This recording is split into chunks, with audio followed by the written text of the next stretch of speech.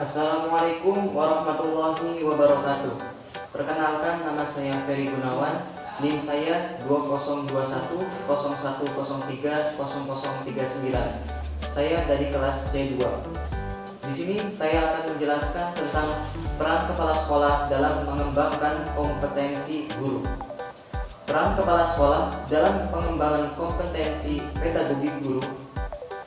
Usaha yang dilakukan oleh kepala sekolah dalam meningkatkan kompetensi pedagogik guru adalah dengan mendorong, memotivasi, dan memberi dukungan secara penuh kepada guru untuk terlibat aktif dalam kegiatan-kegiatan yang dapat menambah keterampilannya dalam kompetensi pedagogik.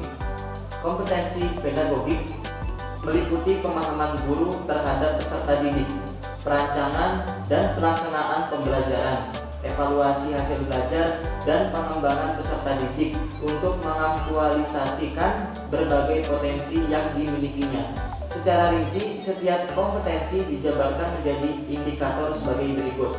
Yang A, memahami peserta didik secara mendalam, memiliki indikator esensial.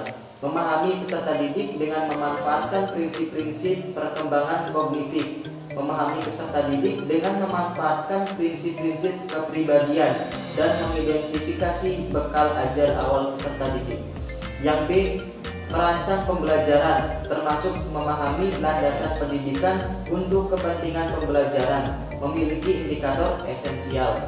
Memahami landasan kependidikan, menerapkan teori belajar dan pembelajaran, menentukan strategi pembelajaran berdasarkan karakteristik peserta didik, kompetensi yang ingin dicapai, dan materi ajar, serta menyusun rancangan pembelajaran berdasarkan strategi yang dipilih.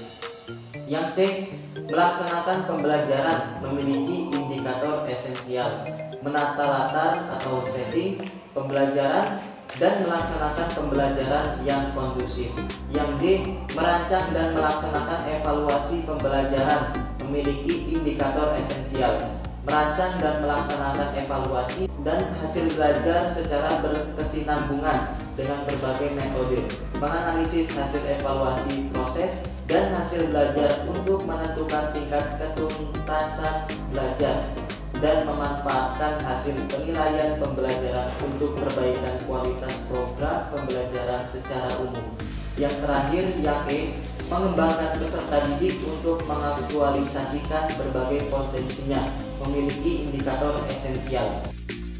Memfasilitasi peserta didik untuk pengembangan berbagai potensi akademik dan memfasilitasi peserta didik untuk mengembangkan berbagai potensi non-akademik. Adapun usaha yang dapat dilakukan oleh kepala sekolah dalam meningkatkan kompetensi pedagogik guru sesuai dengan teori yang ditulis oleh Elvi Suharni tahun 2016 yang mengemukakan bahwa ada beberapa usaha yang dapat dilakukan kepala sekolah dalam meningkatkan kompetensi pedagogik guru, yaitu ada 3. Yang pertama, supervisi. Yang kedua, workshop atau lomba karya. Yang ketiga, seminar. Yang pertama, supervisi. Supervisi yang dilakukan kepala sekolah bisa berupa kunjungan kelas. Hal ini untuk dilakukan kepala sekolah untuk dapat mengetahui kemampuan yang dimiliki guru dalam mengajar, sehingga diharapkan proses belajar mengajar dilakukan dengan baik. Dengan dilakukannya supervisi ini diharapkan dapat membantu guru dalam melakukan perbaikan-perbaikan dan perkembangan proses belajar mengajar. Yang kedua, workshop atau lokakarya. Tujuan workshop atau lokakarya ini adalah agar guru dapat menyusun contoh model rencana pembelajaran untuk tiap bidang studi yang meliputi yang pertama, keterampilan dalam merumuskan tujuan instruksional khusus. Yang kedua, keterampilan dalam memilih materi pembelajaran yang relevan dengan tujuan yang telah ditentukan. Yang ketiga, keterampilan dalam mengatur kegiatan langkah-langkah kegiatan belajar mengajar. Yang keempat, keterampilan dalam menggali sumber-sumber bahan pembelajaran yang dibutuhkan. Yang kelima, keterampilan dalam membuat media pembelajaran atau alat-alat peraga sendiri sesuai dengan perkembangan teknologi.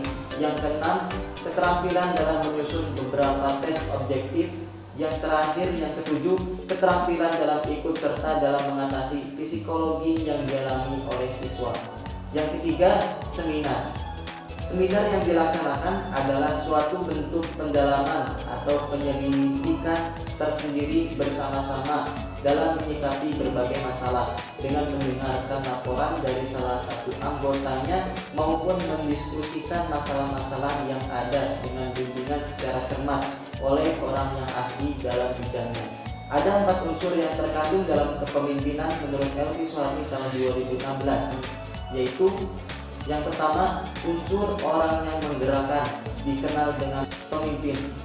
Yang kedua, unsur orang yang digerakkan disebut kelompok atau anggota. Yang ketiga, unsur situasi di mana aktivitas berlangsung yang dikenal dengan organisasi. Yang keempat, unsur sasaran kegiatan yang dilakukan.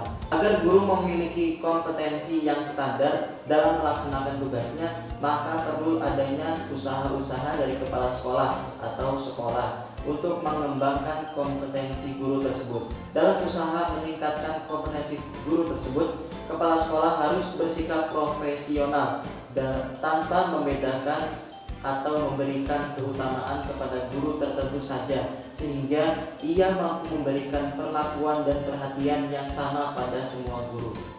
Dengan kata lain, seorang kepala sekolah harus mampu bersikap adil, sebagaimana firman Allah dalam Al-Quran surat Al-A'raf ayat 29, Bismillahirrahmanirrahim, Qul amara rabbi bil qist wa qimu wujuhakum 'inda kulli masjidin wad'uuhu mukhlishina lahuddin kama bada'akum ta'udun.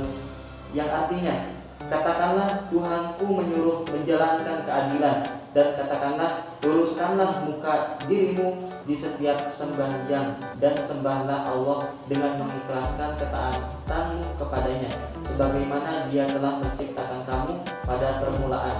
Demikian pula lah kamu akan kembali kepadanya. Sekian presentasi dari saya. Mohon maaf jika ada salah kata.